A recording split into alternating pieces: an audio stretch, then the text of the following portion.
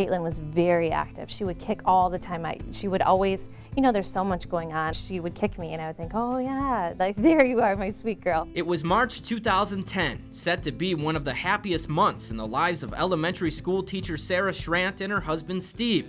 Just days before their second daughter was scheduled to be delivered, Sarah started having contractions. I'll never forget hopping up onto the table.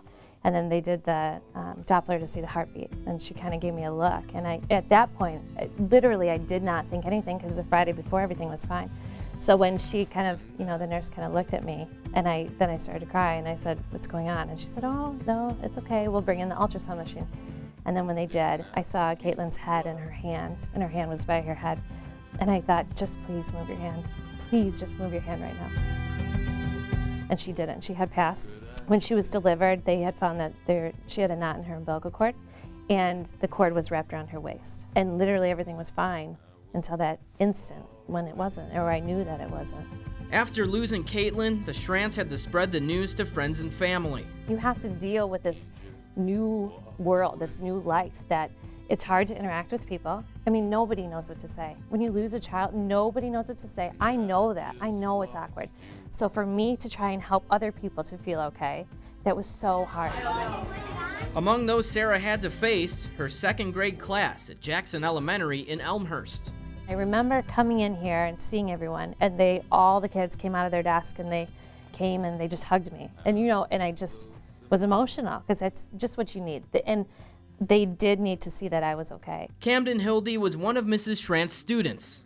Then I heard that Miss Schrandt, that her baby died, and, well, I was really, really sad. Yeah. That was just terrible. It was. It was around that time the Schrandts had signed up for the March of Dimes March for Babies. They formed a team in Caitlin Marie's name. When Camden heard there was an opportunity to march alongside his teacher, I really wanted to help. So the 8-year-old started raising funds, sharing Mrs. Schrandt's story with friends, family, and at his church. Well, I had this little speech. I was like, "Hello, folks, I'm Camden Hildy. I'm raising money for March of Dimes because of my teacher, my teacher's baby, Caitlin Marie, passed away 2 years ago when I was in second grade." A lot of people just came to the back room and gave me money right there. Sweet. Person just... They want to give you $100? Yeah, they just gave it to me right then. It was awesome. I hugged the person that did it. Now 10 and in the 4th grade, Camden will be walking with Team Caitlin Marie for the 3rd straight year. He continues to be the team's biggest fundraiser, already blowing past his 2012 goal of $2,500. I feel very happy. I'm happy that they're donating and for Caitlin, and I'm happy that the emails are working.